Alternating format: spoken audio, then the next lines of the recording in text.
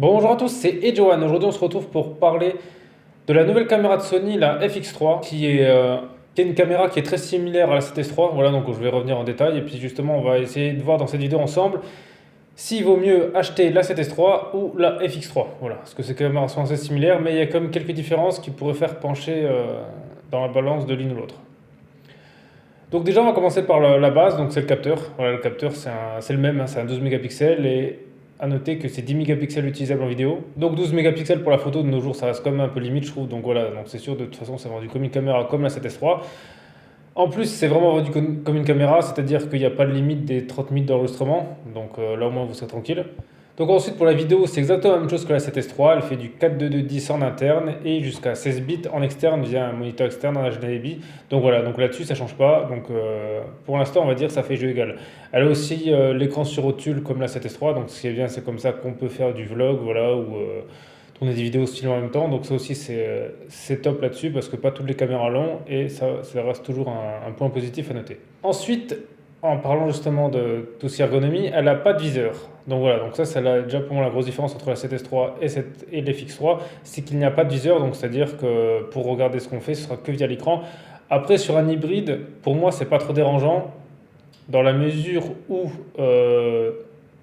en général les processeurs d'hybride on utilise plus l'écran que le viseur, à part côté du soleil, parce que de toute façon le viseur en général est de moins bonne qualité que l'écran. Et au moins, en regardant l'écran, l'avantage c'est qu'on peut mettre l'appareil dans certaines positions sans besoin justement d'avoir notre nez dedans pour voir qu'est-ce qu'on voit. Donc c'est des fois plus simple pour faire certains types de photos. Mais la contrepartie de ça, c'est que ça va être compliqué les jours de plein soleil parce que même un moniteur externe, hein, des fois ça pose problème. Donc on va dire là-dessus, c'est un petit défaut. Bon, après ils ont compensé ça par autre chose. Donc en profil d'image, on a toujours le S-Log, le S cinématique de Sony et le S-Gamut. Alors ça justement, le S-Gamut, c'est un nouveau profil d'image qui permet justement d'avoir une plage de couleurs plus grande. On veut dire par exemple des tons de bleu, de vert, tout ça, vraiment plus détaillé, donc plus fidèle à la réalité. Donc voilà, et en plus avec ça, ils promettent justement que grâce à ça, il n'y aura pas besoin de post-production. Donc là-dessus, c'est comme ça qu'ils le vendent, mais pour moi en réalité, on ne peut pas dire qu'il n'y aura pas besoin de post-prod parce que quand on filme quelque chose, justement, des fois, il n'y a pas forcément que l'aspect de la fidélité qu'on veut. Par exemple, moi, quand je fais des vidéos, j'aime bien, par exemple, dans les noirs, rajouter du cyan. Ou des fois, si on veut créer une autre atmosphère, comme le film Tyler Red qui a vraiment beaucoup de tons jaunes. Voilà, en fait, ça dépend vraiment de ce qu'on veut, parce que la post-production, c'est justement, ça ne veut pas forcément dire qu'on veut quelque chose qui soit fidèle. On peut vouloir créer une ambiance. Voilà, par exemple, si on veut quelque chose de futuriste, il y aura peut-être plus de couleurs bleues. Alors, voilà, ça dépend un peu de ce qu'on veut représenter, ce que aussi on aime quand on est réalisateur. Donc là-dessus, pour moi, c'est pas forcément quelque chose d'utile, parce que ça peut être utile que si on fait du vlog ou si on fait voilà, on fait une vidéo comme ça qu'on se filme et qu'on veut pas d'ailleurs montrer une œuvre, voilà, montrer quelque chose à travers ce qu'on fait. Mais en soi, pour moi, la post-production restera toujours, on va dire, importante parce qu'on a toujours besoin de vouloir donner, par exemple, un certain style à notre image, quoi. Mais donc le S-Gamut, justement, c'est quelque chose que pour l'instant la 7S3 n'a pas. Bon, je pense qu'il va l'avoir via une mise à jour. Mais bon, on va dire que pour l'instant, c'est l'une des premières différences. Ensuite, l'autofocus, c'est exactement le même que la 7S3. Donc voilà, c'est qu'ils font du bon travail.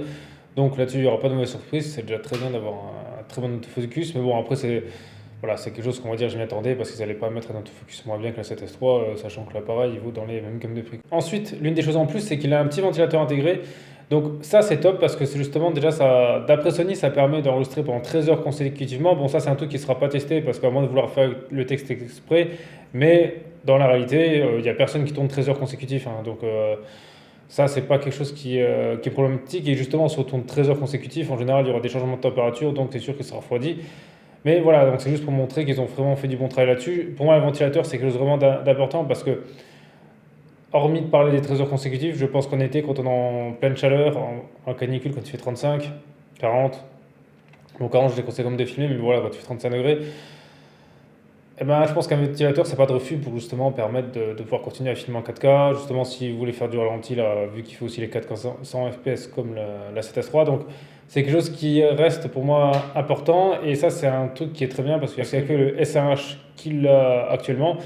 Donc, c'est bien que Sony pense à ça. Et pour moi, ça, déjà, c'est quelque chose qui fait vraiment différence comparé à la 7S3. C'est qu'au moins, on aura quelque chose qui tiendra, qui est sûr de tenir sur le long terme, même si la S3 fait déjà du bon travail, mais là, avec ça, ça rajoute un peu plus d'autonomie. Ensuite, il est vendu avec une poignée, donc justement, qui permet de deux choses. Déjà, c'est de le tenir justement par le haut, donc ça peut gagner de la stabilité, mais aussi qu'il y a 2 prises XLR. Alors ça, c'est top parce que c'est pas du mini XLR, justement, c'est direct de l'XLR. Et ça, c'est quelque chose de assez rare de nos jours, même sur les appareils photo, c'est très rare. Je sais même pas s'il y en a qui l'ont, je crois pas. Je crois que c'est toujours du mini XLR au mieux. Donc ça veut dire que dessus, on pourra brancher justement des micros sans forcément avoir besoin de mettre un adaptateur. Donc ça, c'est vraiment top pour la prise de son. Et pour le stockage, ça reste du classique. Donc c'est un port SD-UHS2 et du CF Express type A. Donc voilà, le CF Express de Sony. Donc voilà, et maintenant on va finir par une chose, c'est le prix. Donc cet appareil est vendu au prix de 4 700 €. Donc c'est à peu près 500 € plus cher que la 7S3. Donc maintenant la question, c'est quel est le mieux entre la 7S3 et celui-là. Et ben moi, avec cet appareil, j'ai pas vraiment compris Sony parce que je pense que si on est vidéaste, je vois pas l'intérêt d'acheter la 7S3 comparé à celui-là. Parce que certes, il y a comme 500 € d'écart, mais on va dire, quand on peut mettre 4000 €, on va dire, je pense que 500 €, c'est pas quelque chose, c'est quelque chose qu'on peut rajouter en plus. Pour moi, c'est justement, c'est pas une, ça fait que 10% du prix, donc si on peut mettre 4000 €, on peut mettre 4700. En tout cas, moi je le vois comme ça.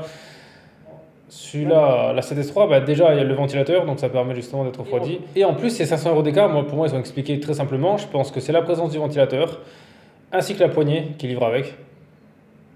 Et peut-être le design qu'on paye un peu aussi, mais on va dire que c'est déjà ces 2 choses-là qui font que le prix est justifiable. Parce que c'est comme s'ils avaient mis ça en option sur la 7S3. Donc le prix pour moi ne me choque pas. En gros, c'est le même prix que la 7S3. Donc en fait, la vraie question, c'est pourquoi acheter la 7S3 ? Parce que hormis avoir un viseur, il n'a rien de plus. Et en plus, avoir un viseur sur un hybride, et bien justement, c'est pas indispensable. Étant donné que si on le transforme en caméra, on va mettre un moniteur externe, il y a toujours moyen de mettre des sortes de pare-soleil justement sur le moniteur externe pour qu'on voit mieux quand il y a du soleil. Donc pour moi, il n'y a aucun intérêt d'avoir un viseur sur un hybride si on fait que de la caméra. Donc c'est pour ça que pour moi, Sony, même si pour l'instant, on va dire, il y a moins de pub, c'est-à-dire que l'FX3, on va dire, il est, en termes de publicité, Sony mise plus sur la 7S3. Mais pour moi, je ne comprends pas vraiment l'intérêt d'avoir fait cet appareil parce qu'en faisant ça, je pense qu'il tue un peu la 7S3. Je ne vois pas l'intérêt de l'avoir la 7S3 avec ça. Il n'a rien de plus et je trouve ça dommage d'un côté parce qu'ils auraient peut-être pu justement faire d'autres choses qui montent un peu de différence entre les deux parce que quelqu'un qui va acheter la 7S3, quoi qu'il arrive, c'est pas pour faire des photos, c'est pour faire que de la vidéo en général. On fera peut-être un peu de photos avec, mais le principal c'est la vidéo. Donc autant acheter celui-là qui est vraiment plus orienté vidéo, qui a la prise pour des entrées XLR, qui a un ventilateur, comme ça dans les conditions un peu plus extrêmes, voilà, c'est déjà mieux. Et en plus, voilà, il y a les mêmes capacités que la 7S3 en termes de capteur, en termes d'image. Donc là, j'ai pas en fait vraiment compris cet appareil parce que il est. En fait, en gros, c'est limite un A7S3 avec des options, voilà. Et je pense que Sony aurait peut-être mieux fait d'attendre et de sortir ça directement. Parce qu'en plus, justement, Sony le vend vraiment comme une caméra parce que justement, ils le mettent à côté des autres FX, qui en plus, il a le nom FX, étant donné qu'ils sont le FX5, FX7, FX9. Donc c'est vraiment la gamme là, mais alors là, dans ce cas, la 7S3, qu'est-ce qu'il devient quoi. C'est pour ça que là, j'ai pas vraiment compris cet appareil, pourquoi ils le sortent maintenant, parce qu'ils avaient limite autant attendre un peu et sortir la 7S3 comme ça, que de sortir ça là, parce qu'il y a des choses en plus. Parce que justement, est-ce que c'est les 500 € d'écart qui feront la différence que les gens vont acheter la 7S3 ? Je suis pas sûr. En général, quand on peut se payer des appareils comme ça, on peut mettre 500 € en plus et on prendra celui-là. Donc c'est pour ça que là, j'ai pas vraiment compris ce que Sony a cherché à faire parce qu'au final c'est la même chose. Alors certes c'est vendu là plus sous le nom de cinéma, mais si on regarde les caractéristiques c'est exactement la même chose. Les performances on va dire en vidéo, ce sera pareil. Ils auraient pu peut-être faire en sorte que par exemple là le FX3 il ait quelque chose en rapport justement avec leurs autres caméras, je sais pas, quelque chose comme du multicam par exemple, comme par exemple sur certaines autres marques le font, quelque chose comme ça, je sais pas, ils auraient peut-être pu accentuer un peu plus le côté cinéma. Parce que là, on se retrouve avec un A7S3, peut-être justement pour faire du RAW en interne, mais bon, avec le CF Express type A, ça complique les choses. Ou peut-être justement rajouter d'autres modes de couleurs, peut-être pousser peut-être un peu plus loin justement la résolution avec la moniteur externe. Voilà, faire vraiment quelque chose qui a une différence entre les deux, mais là, j'en vois pas, donc c'est.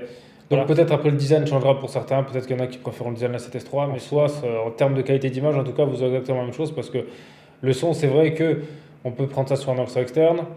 Et le ventilateur, on va dire la 7S3 n'a pas besoin, à moins si on tourne vraiment de conditions extrêmes. Donc voilà, ça va aussi dépendre vraiment de vos besoins. Est-ce que par exemple vous aurez besoin de ça? Si vous n'avez pas besoin, bah voilà, vous économisez 500 €. Donc voilà, après ce sera à vous de faire vos choix. Voilà, justement, dites-moi dans les commentaires lequel vous parle le plus, si par exemple vous préférez justement la 7S3 ou l'FX3, ce que vous pensez de l'FX3, si vous comptez l'acheter ou pas. Et sinon, merci à tous d'avoir regardé cette vidéo. C'était EJ One, on se retrouve très vite pour une prochaine vidéo.